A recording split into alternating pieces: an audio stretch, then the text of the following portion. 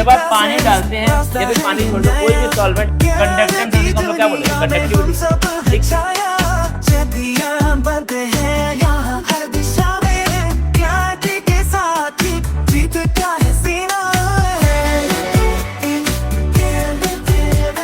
On करो।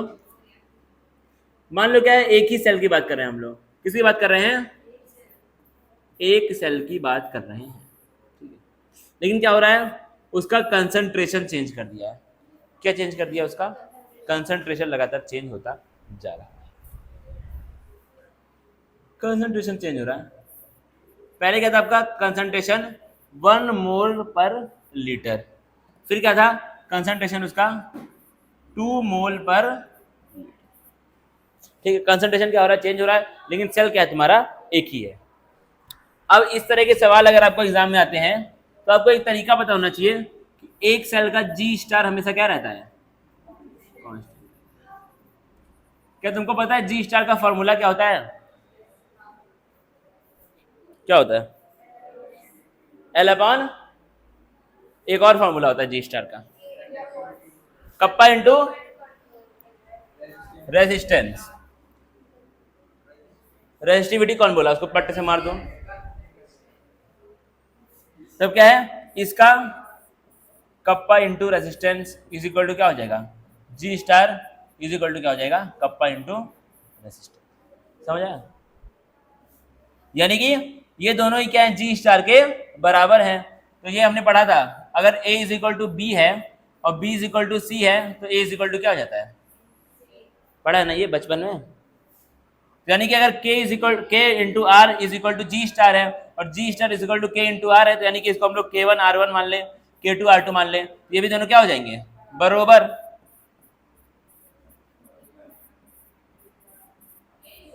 क्या तुम ये लगा करके फॉर्मूले मतलब सवाल सॉल्व कर सकते हो? इस तरह के सवाल आपको एनसीईआरटी की बुक में देखने को मिलेंगे, एनसीईआरटी के इन टेक्स्ट क्वेश्चन में और एनसीईआरटी के बैक क्वेश्चन में। अब हम पढ़ेंगे एनसीईआरटी की बुक बहुत ही बेहतरीन अंदाज में, और आलतू फालतू चीजें सब पढ़ेंगे। ये सब पता नहीं क्या खुल गया, टिक टिक टिक टिक टिक टिक टिक टिक टिक टिक टिक टिक। अब देखना क्या लिखा है आपका? Variation of conductivity and molar conductivity with concentration. मतलब क्या है? कंसंट्रेशन में चेंज करने पर कंडक्टिविटी के साथ क्या होता है और मोलर कंडक्टिविटी के साथ क्या होता है, ये हमको देखना है आज अपना बेहतरीन तरीके से। अब क्या लिखा है?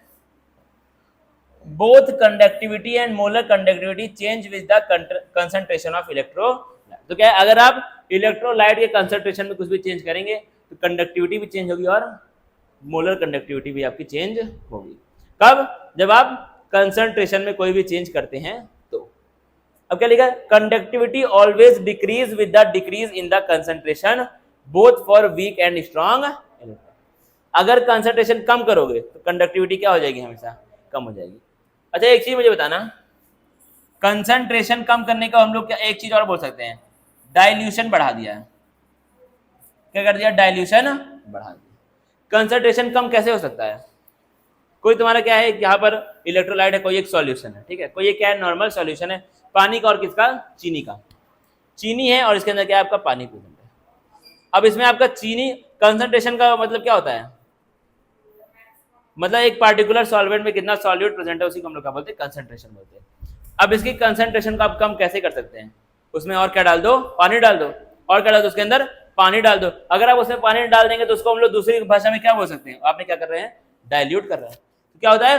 कंसंट्रेशन कम का मतलब क्या है? हम लोग डाइल्यूशन कर रहे हैं। वहां पर क्या कर रहे हैं? डाइल्यूशन कर रहे हैं। डाइल्यूशन का मतलब क्या होता है? उसके अंदर सॉल्वेंट ऐड कर रहे हैं। क्या ऐड कर रहे हैं? सॉल्वेंट।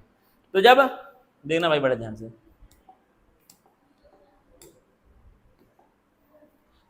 ये क्या है? तुम्हारा कोई भी सॉल्यूशन है, इसमें पानी प्रेजेंट है। पानी का रंग क्या होता है? नीला नीला पानी।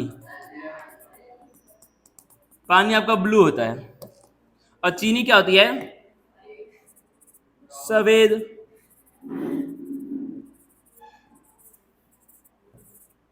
चीनी पानी, ठीक है तुम्हारा कंसंट्रेशन। अब अगर तुमको देखना है इसका कंसंट्रेशन कितना है तो क्या मान के चलो कंसंट्रेशन क्या है? 4 मोल चीनी प्रेजेंट है, मान लो पानी कितना आपका 1 लीटर है, कितना है 1 लीटर, यानी कि कंसंट्रेशन कितना है 4 मोल पर लीटर, 4 मोल पर लीटर, ये क्या तुम्हारा कंसंट्रेशन है, इतना है, समझ में। अब क्या किया, तुमको इसके कंसंट्रेशन को कम करना है, तो तुम क्या करोगे, कंसंट्रेशन के फॉर्मूले में हम लोग क्या लिखते हैं अगर आपको याद है तो, मोल अपॉन वॉल्यूम। कंसंट्रेशन को हम लोग क्या बोलते हैं दूसरी भाषा में, मोलैरिटी बोलते हैं, क्या बोलते हैं, मोलैरिटी बोलते हैं। यानी कि अगर तुम वॉल्यूम बढ़ाओगे तो कंसंट्रेशन क्या हो जाएगा, अपने आप कम हो जाएगा। और वॉल्यूम यहाँ पर होती किसकी है, सॉल्यूशन की वॉल्यूम होती है। वॉल्यूम मतलब क्या हुआ, सॉल्यूशन की वॉल्यूम। तो वॉल्यूम आप कैसे बढ़ाएंगे, इसके अंदर पानी डाल करके, अगर इसमें पानी डाल दिया तो क्या होगा, सॉल्यूशन अपने आप बढ़ गई। पानी पहले यहाँ पर कितना था, सॉल्यूशन आपका 1 लीटर था, तुमने इसमें 1 लीटर और पानी डाल दिया, क्या डाल दिया, 1 लीटर और पानी डाल दिया, तो कितना हो जाएगा कंसंट्रेशन, 4/2 इज इक्वल टू 2 मोल पर, यानी कि पानी डालने से कंसंट्रेशन क्या हो गई, कम हो गई, बढ़ गए, 4 थी 2 हो गई, 4 बढ़ा कि 2 बढ़ा है, सोच के बताना, टफ चीज है। 4 में से 4 और 2 में से कौन बड़ा है, 4 बड़ा है ना, तो क्या आपका 4 और 2 में से 4 बड़ा है, यानी कि यहाँ पे क्या हो रहा है, कंसंट्रेशन कम हो गई, दिख रहा है ना भाई, कम हो रही है। यानी कि जब आप पानी डालते हैं या फिर पानी छोड़ दो, कोई भी सॉल्वेंट अगर आप ऐड करेंगे तो वहां पे क्या होता है, कंसंट्रेशन कम हो जाती है, उसी को हम लोग दूसरी भाषा में क्या बोल सकते हैं, डाइल्यूशन बढ़ जाती है। कितना परसेंट, 20% चलेगा अभी, ठीक है। तो क्या आपका जब कंसंट्रेशन कम होगी मतलब क्या होगी, आपकी डाइल्यूशन बढ़ेगी। इसको लिखेंगे अपने अपने कॉपी में, ये जो भी बना हुआ है। गर्मी बहुत ज्यादा हो रही है अब एकदम।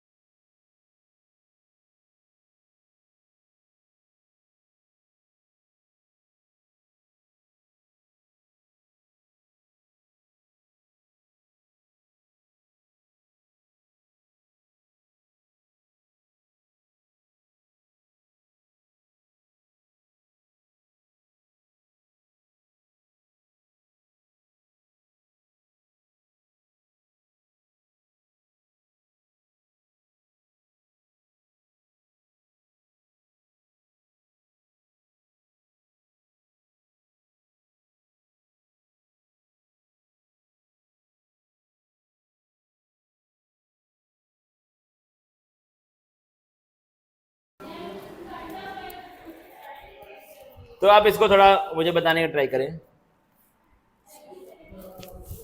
जब घर पे हम क्या बनाते हैं, शरबत बनाते हैं, शरबत मतलब शिकंजी, पता नहीं तो ये तो ठीक है, चलो अलग होता होगा, लेकिन यहाँ पे मैं दोनों की बात कर रहा हूँ, कुछ भी आप मान सकते हैं, शरबत शिकंजी, ठीक है।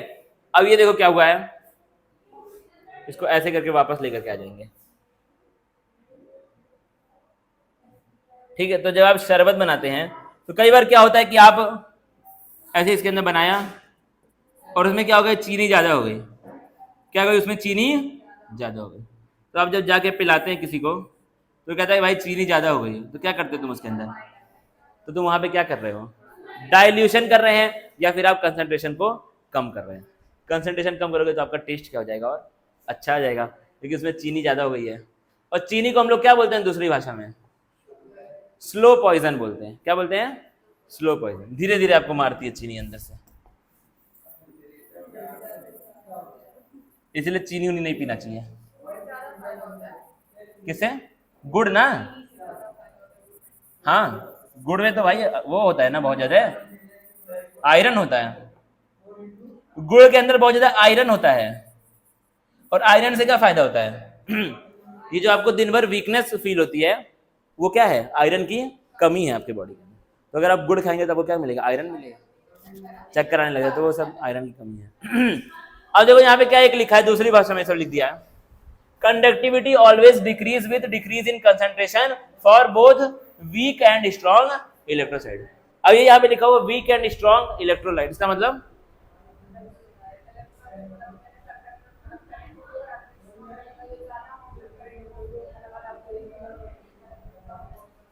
क्या, सिंपल भाषा में इलेक्ट्रोलाइट ऐसा इलेक्ट्रोलाइट जिसको तुम किसी भी पानी में मान के चलो आप डालते हैं, किसी भी सॉल्वेंट में डालते हैं, जो जल्दी आयंस में टूट जाए उसको हम लोग क्या बोलते हैं, स्ट्रॉन्ग इलेक्ट्रोलाइट। जो देर में टूटे उसको हम लोग क्या बोलते हैं, वीक इलेक्ट्रोलाइट। लिखो कॉपी में टाइप्स ऑफ इलेक्ट्रोलाइट्स।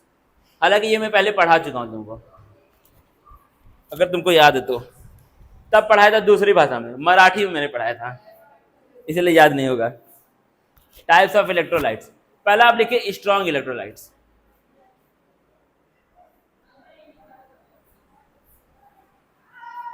बोलो स्ट्रॉन्ग के बारे में, the electrolyte that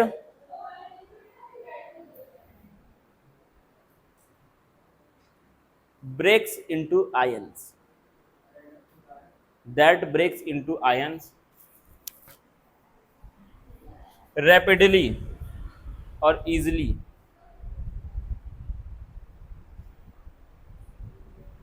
on dissolving in the solution।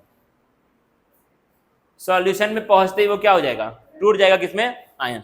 The electrolyte that breaks into ions easily on dissolving in the solution. Solution लिखो, सॉल्वेंट लिखो, फिर लिख लो विद इलेक्ट्रोलाइट, उसमें लिख लेना नॉट इजिली।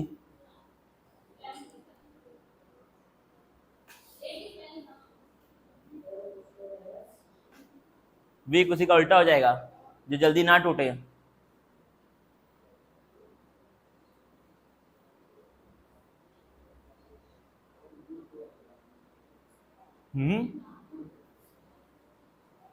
क्या गुड़ को,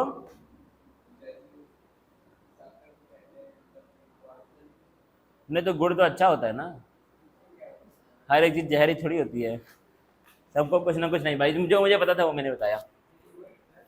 हाँ, अब आपने वीक का अगर लिख लिया तो देखो भाई, अच्छा कंडक्टिविटी हमने पढ़ा था, कंडक्टिविटी का क्या मतलब था, एक यूनिट वॉल्यूम में कितना कंडक्टेंस है उसी को हम लोग क्या बोले थे, कंडक्टिविटी।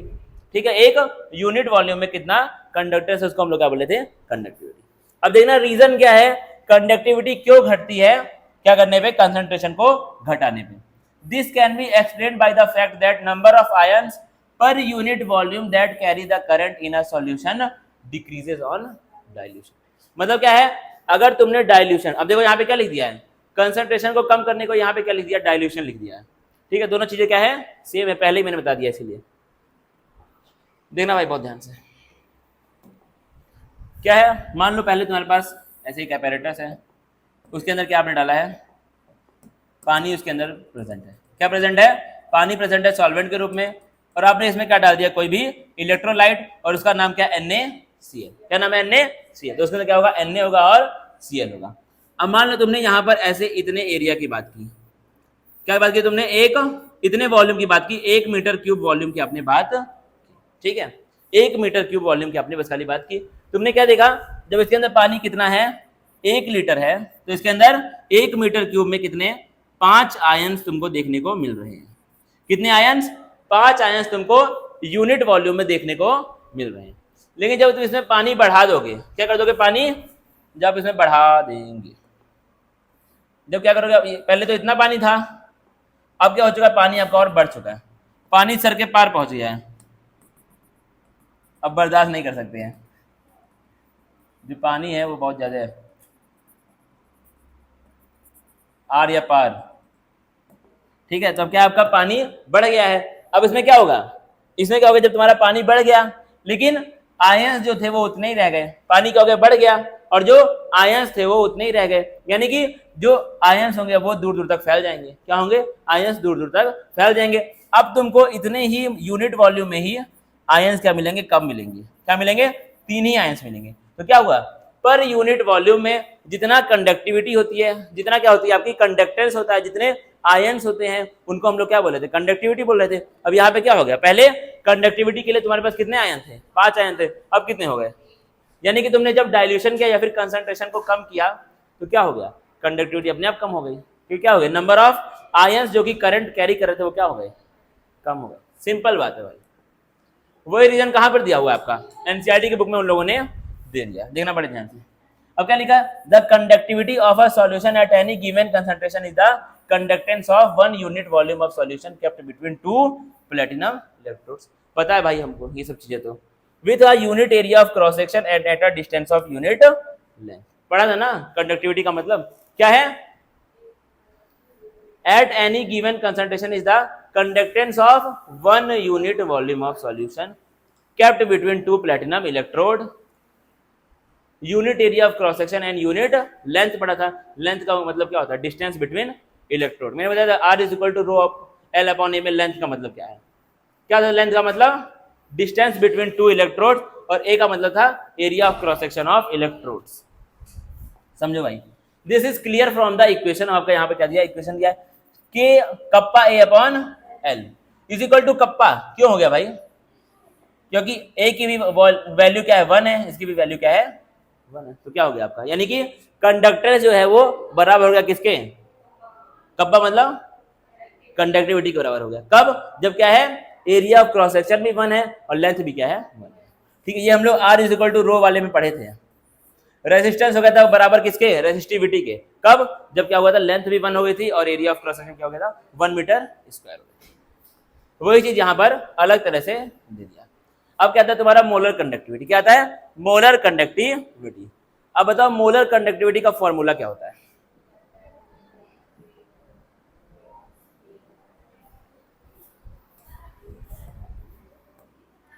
मोलर नहीं, और क्या लिख रहा हूं, मोलर कंडक्टिविटी कप्पा अपॉन गर्मी। मुझे भी तो लग रहा है जिस चीज का सॉल्यूशन है उसके बारे में रो के क्या फायदा, क्या कप्पा अपॉन कंसंट्रेशन। अब क्या है, अगर तुम इसको अच्छे से लिखो प्यार से तो आपको इसको हम लोग लिख सकते हैं एन अपॉन वॉल्यूम। अगर इसको हम लोग और प्यार से लिखें तो इसको हम लोग क्या लिख सकते हैं, एन ऊपर आ जाएगा वॉल्यूम, क्या आ जाएगा ऊपर वॉल्यूम। अब देखो फॉर्मूले से अगर वॉल्यूम बढ़ाएंगे, बाकी यार इसके ऊपर क्या टच हो रहा है, इसको ऐसे करके अगर कंसंट्रेशन बढ़ाएंगे, सॉरी अगर वॉल्यूम बढ़ाएंगे मतलब क्या हो रहा है, कंसंट्रेशन कम हो रहा है, डाइल्यूशन बढ़ रहा है, ये क्या होगा अपने बढ़, यानी कि कंसंट्रेशन को कम करने पे मोलर कंडक्टिविटी क्या होती है, बढ़ती है। कंडक्टिविटी क्या हो रही थी, कम हो रही थी, लेकिन मोलर कंडक्टिविटी क्या होती है, बढ़ती है। तो इसको मैं कुछ इस प्रकार से लिख सकता हूं,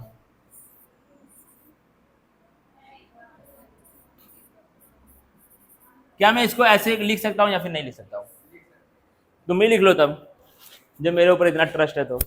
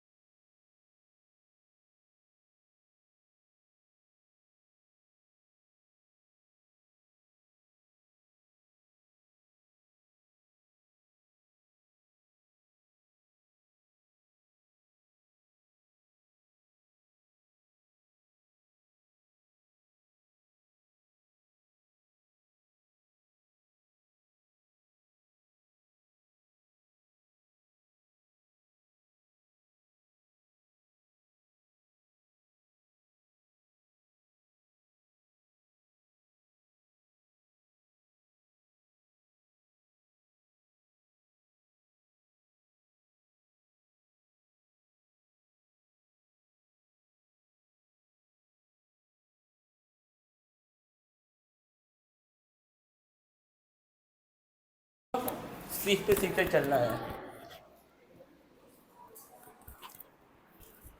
अब मैंने तुमको ये वाला समझा दिया, ठीक है। अब आपको मेरे लिए एक काम करना पड़ेगा, क्वेश्चन नहीं करना पड़ेगा, एक बार इसको पढ़ लेना, ठीक है।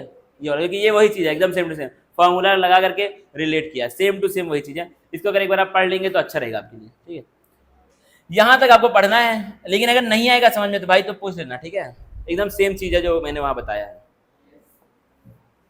पहले भी मैंने कोई चीज़ आपको बोली थी पढ़ने के लिए, एक कोई चीज़ मैंने बोला था 1 पेज का पढ़ने के लिए, मुझे याद नहीं क्या बोला था, लेकिन मैंने बोला था।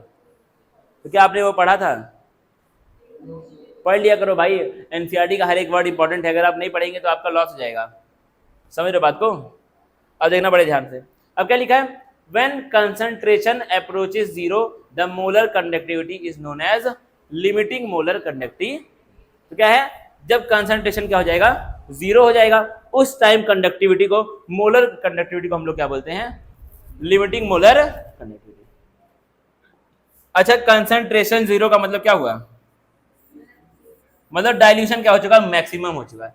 क्या हो चुका है? डाइल्यूशन मैक्सिमम हो गया है। मतलब क्या है? देखना पड़े ध्यान से, जो यहां पर था क्या है?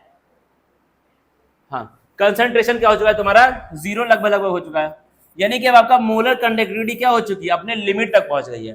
क्या है? जितना वो मैक्सिमम हो सकती है उतना हो चुकी है, क्योंकि ये क्या हो गया? लगभग आपका टेंड्स टू जीरो हो गया। ये क्या हो चुकी है? मैक्सिमम अपने लिमिट तक पहुंच चुकी है। उस टाइम इसको हम लोग क्या बोलते हैं? Limiting molar conductivity. सिंबल क्या होता है इसका? आपका lambda M not, lambda M,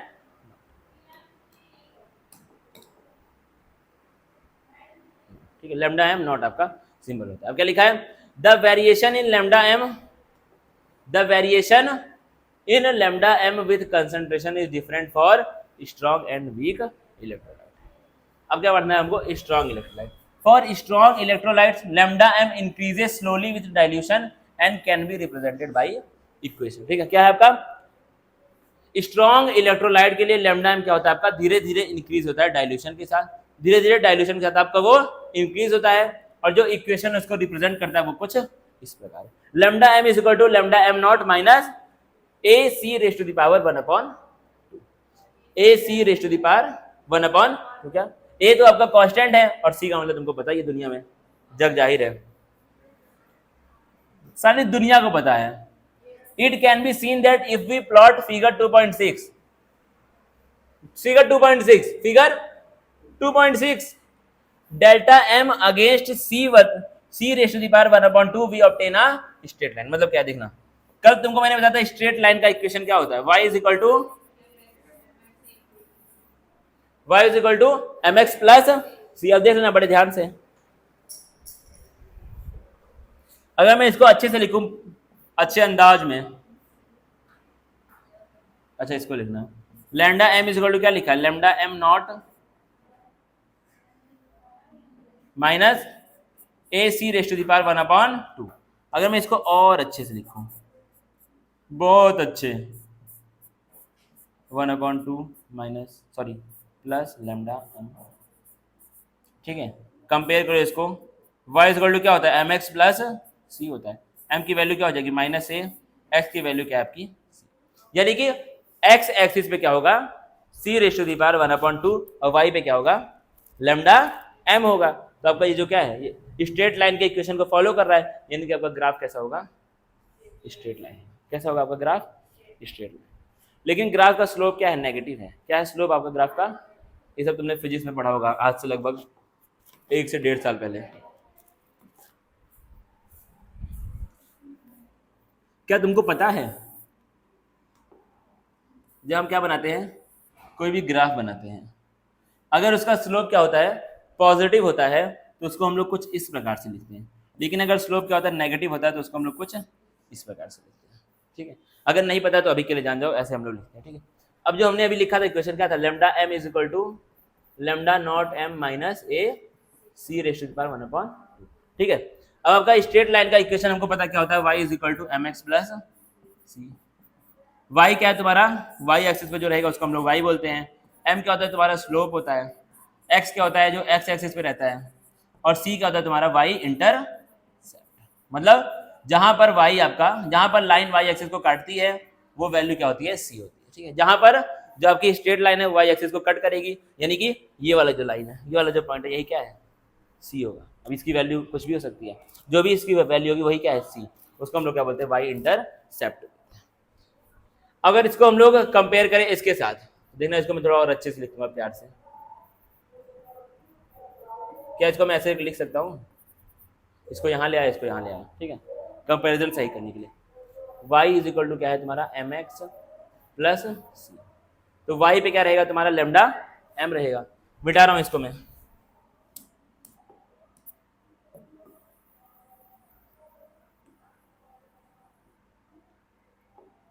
y पे क्या रहेगा लेमडा m रहेगा, ठीक है। अगर हम लोग ग्राफ बनाए, यहाँ पे क्या है लेमडा m है। अब देख लो फिर क्या है तुम्हारा x पे क्या रहेगा c 1/2, ठीक है। फिर क्या है तुम्हारा जो स्लोप है वो कैसा है माइनस है, मतलब स्लोप आपका कैसा है नेगेटिव स्लोप है, यानी कि आपका जो ग्राफ बनेगा वो कुछ इस प्रकार बनेगा, ठीक है। और c जहाँ पर ये कट कर यही है तुम्हारा c, यानी कि इसकी वैल्यू कितनी होगी लेमडा m।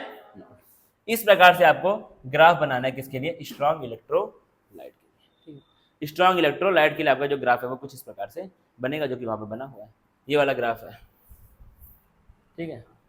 क्या तुमको इतना समझ में आया? अब KCl क्या होता है, स्ट्रॉन्ग इलेक्ट्रोलाइट होता है, ठीक है। KCl क्या होता है, स्ट्रॉन्ग इलेक्ट्रोलाइट होता है, इसलिए इसका ग्राफ कुछ इस प्रकार से बना है। ऐसे ही आपके सारे के सारे स्ट्रॉन्ग इलेक्ट्रोलाइट के ग्राफ दिए होंगे, ठीक है। अब इसको आप थोड़ा ध्यान से देखें और समझने का ट्राई, एक बार पढ़ो उसको एनसीईआरटी की बुक में, अगर बुक है तो पढ़ो, ना फिर यहाँ से पढ़ो, बहुत ही ध्यान से रीड करना, बहुत ही ध्यान से।